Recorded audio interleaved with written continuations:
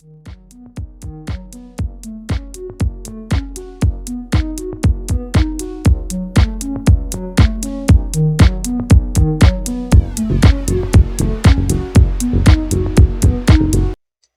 bem-vindo ao nosso estudo número 8, a obra do Filho de Deus. Este e vários outros estudos estão no livro Introdução Teológica de nossa autoria, publicado pela editora Cálice. Neste estudo nós vamos ver o que o Filho de Deus, o remédio para o pecado, fez por nós. A Bíblia diz em 1 de Pedro 3,18 que Cristo também morreu uma única vez pelos pecados, o justo pelos injustos, para conduzir-vos a Deus, morto sim na carne, mas vivificado no Espírito. A nossa oração é que você possa, à medida que nós estudamos, aprender um pouco mais sobre a obra do Filho de Deus, o que Cristo fez por nós. Mas o que exatamente Cristo fez? Quando olhamos para o que Cristo fez, que significado tem a morte de Jesus na cruz? Em primeiro lugar, a morte de Cristo na cruz revela, ao mesmo tempo, o alcance da graça e da ira de Deus.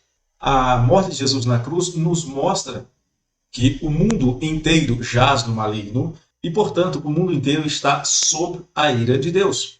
Mas o que Cristo fez também nos revela o alcance da graça de Deus. Porque a mesma Bíblia nos diz que Deus amou ao mundo de tal maneira que deu o seu único Filho, amou-nos de uma maneira tão intensa que a única forma de demonstrar esse amor foi enviar o seu único Filho, Jesus Cristo, para resgatar o mundo que, como nós já vimos, jazia no maligno. Então, se por um lado a morte de Cristo na cruz revela a ira de Deus sobre o pecado, revela também a graça de Deus voltada para o pecador. Esses textos, esses ensinos nos são dados por João. Em 1 de João 5,19, ele fala da ira de Deus sobre o mundo que jaz no maligno. Mas em João 3,16, ele fala da dádiva graciosa de Deus que nos deu o seu único Filho, Jesus Cristo, para morrer em nosso lugar. A Bíblia nos fala sobre um relacionamento do mundo e Deus. O que significa Deus amar o mundo?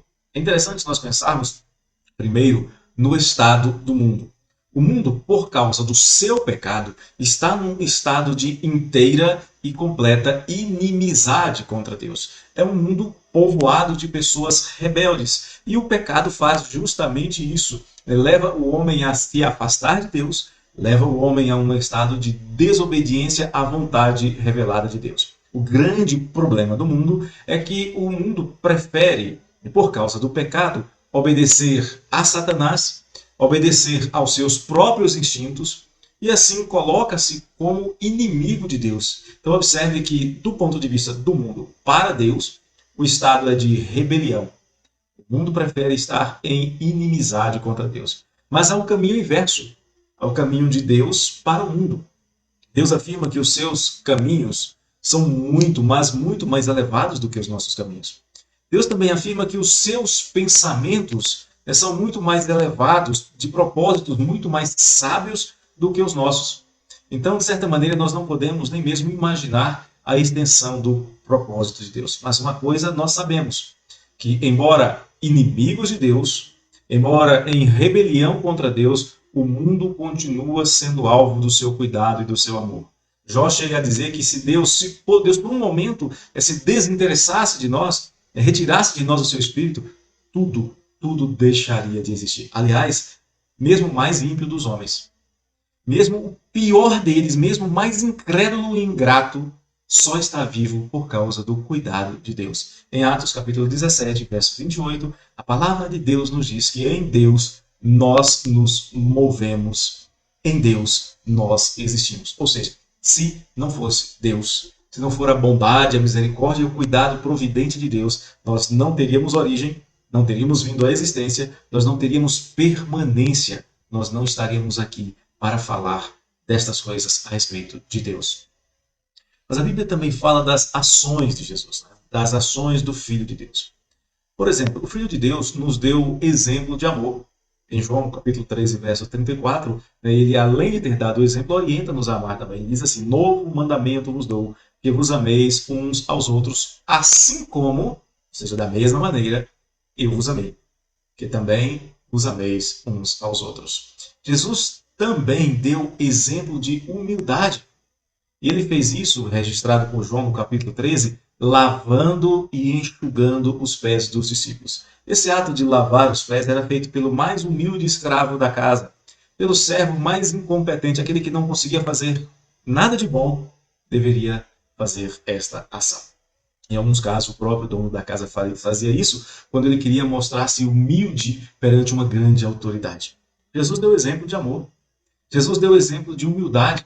A Bíblia também fala que Jesus curou diversas enfermidades. A Bíblia fala que Jesus ressuscitou mortos. A Bíblia fala que Jesus gastou muito tempo ensinando.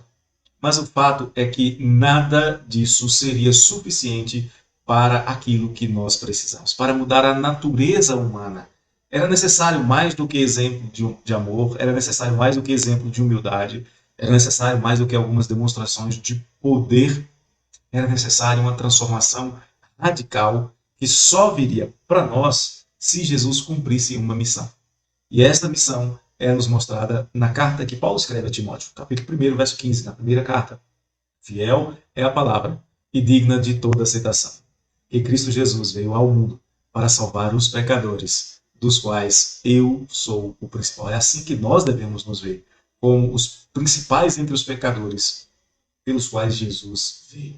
É interessante que as ações de Jesus, para muitos, são de difícil entendimento. Nem mesmo os discípulos mais chegados de Jesus entendiam isso.